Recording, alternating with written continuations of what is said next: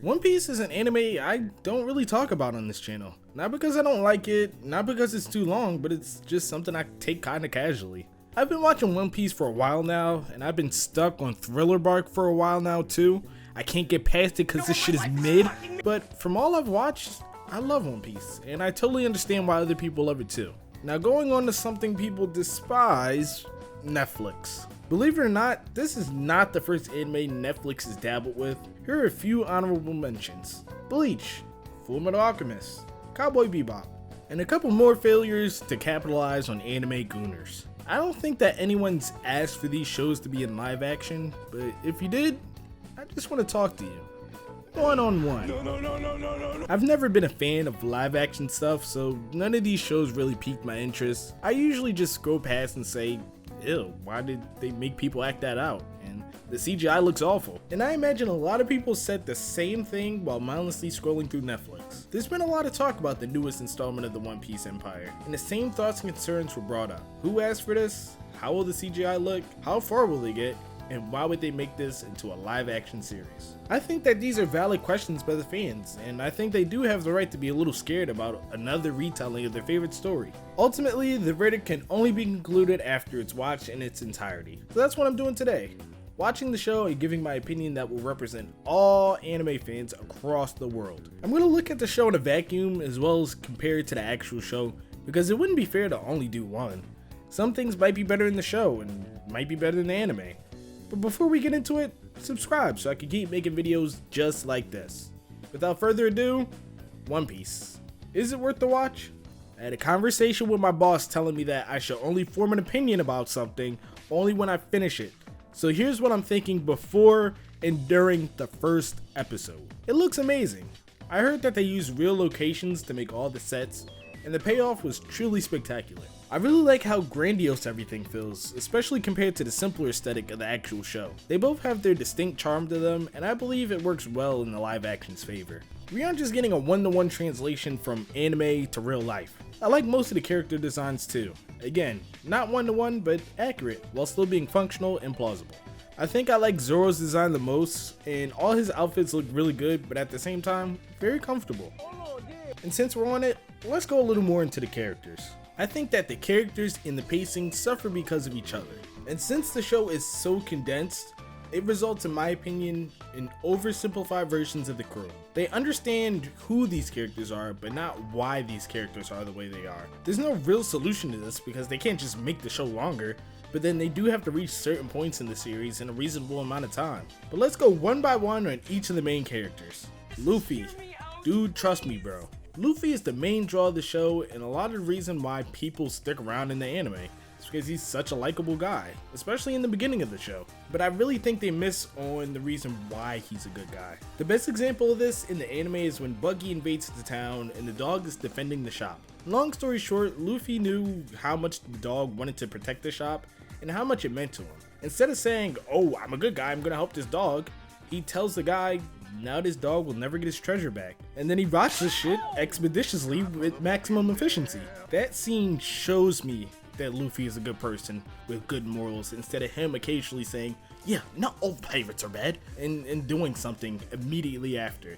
I think that kind of undermines what he's saying in a way. Without that credibility, I don't think he's that great of a person, just a jolly fellow. Also, what the fuck does he have on his feet? They also have this character arc of Luffy questioning himself as a captain. And correct me if I'm wrong, but Luffy doesn't doubt any of the decisions he makes in this chunk of the show. He's always sure about what he's doing and accepts the consequences no matter what they are. Also, what the fuck does he have on his feet? Zoro.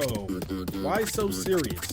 Zoro is the muscle of the crew, but I think they overdo his cool factor by a lot. Like I said before, this feels like an oversimplified version of what the character actually is. In episode 2 of the anime, Zoro's tied up for defending the bar from the marine guy, just like in the live action, but these two scenes are much different. And because of that, now there's context that's lost. In the anime, a little girl brought him the rice balls that ended up being stomped on, but he asked Luffy to pick them up so he can eat them still. To me, yes, Zoro is abrasive at times, but he's like that because he's been surviving on his own for so long. Once Luffy comes into the picture, he's much more friendly and relaxed. This is why Luffy wants him on the crew in the first place. That he clearly cares about others, and he has a gentler side to him. It's not just all rough and tough. In the live action, they only got it half right. Yes, he's considerate of the little girl at the bar, but that context that the anime has just does a much better job at solidifying his character. Usopp. Keep it at 99, I'll be lying sometimes. In the One Piece anime, Usopp puts on this persona of being a feared pirate for Kaya, but also himself. A lot of it is just copium, yes, but he's a brave character who stands up for what he believes is right, without the help of Luffy. Kaya sees this and Luffy does too. Usopp never actually had to stand up to Luffy and the crew, but he did it because he was actually courageous enough to do it. Usopp cares a lot, but he just isn't as strong as the other Straw Hats physically. Luffy wanted Usopp on his crew because he respected him, not because he's cracked at sniping. Case in point, when he stood up to Captain Kuro for Kaya, knowing he'd get killed. Luffy stepped in because that's what he's looking for in a crew. People who aren't gonna let him down. In the live action, he's just kinda there. Lying. Yes, he's doing it for Kaya still, but there's no display of bravery right away. The live action Usopp just decides to stay by Kaya because he's done running away. From what? Again, just missing that crucial context that makes the character a lot better. Nami, American. I think out of all the characters, I dislike Nami's iteration the most. I think that she completely misses the sly, smooth talking, and discreetness that the anime version has. Nami only stole from pirates when she met Luffy, so when she has the realization of, oh, not all pirates are bad, and spends so much time with the crew, she's heartbroken once they get to Arlong Park. In the live action, she's just someone that had to eat or something like that. Sanji, who let him cook? Actually, I think Sanji seems to be the least egregious out the bunch. I think that they hit it out the park with him. See, I'm not always negative. Also, where the hell are these two guys at? Moving on from the characters, but not really. The story is what really takes the driver's seat in this show, and I feel like it's the opposite with the anime. Instead of establishing what we're doing, we're building a connection with the characters. I feel like this show is trying to have both. This show takes a lot of creative liberties and it shows. Personally, I'm not a fan of it because it ultimately ends up hurting the show. There are so many that it's hard to keep track of, but here are a few off the top of my head. Zoro, Nami, and Luffy all being at the bar at the same time. Buggy having the town as a circus, which was really weird. And Buggy himself, he was like a mix of the Joker and Dr. Evil. He was also everywhere in the show. Usopp being okay with the Straw Hats being pirates. Kobe having so much screen time. I think this one is the most egregious because the producer was like, yo, we need to have as much Kobe as possible or this show is not going to get published. Arlong never left Arlong Park. I think that this show is trying to take itself too seriously, and since that's the case, they tried to make these characters more real. But I don't think that was ever needed. One Piece as a show is considered pretty lighthearted, but when it needs to set aside the goofiness for a second, it does extremely well with pulling the brakes. I think that's what makes One Piece so accessible. It's just so simple to get into and just as easy to follow. The live action feels like you're constantly on the edge of your seat. Something always has to be happening or else you're not gonna watch it. So many plot points are made and so many are disregarded just for the sake of the live action being interesting. My point here, Don Craig being killed off almost immediately after being shown. And to be fair, if anything in the show needed to be condensed, getting Sanji would be my #1 choice. But this is not the way to do it. In the anime, Don Craig had a member of the crew that Sanji took care of, but because he was so loyal to his crew, he had to rat out the Straw Hats. This led to everything going down. Everything is so condensed in this part of the show, and this is where it hurts the most. Like, why is Luffy fighting Arlong at the Bartier? In the anime, these arcs, despite being so long, are well constructed around each character. Everything for the most part seamlessly flows into the next thing. So when you mush them together and keep things flowing at the same pace, even though none of these events happened at the same pace, it just makes a jumbled mess. I have no segue for this, so I'm just gonna talk about it.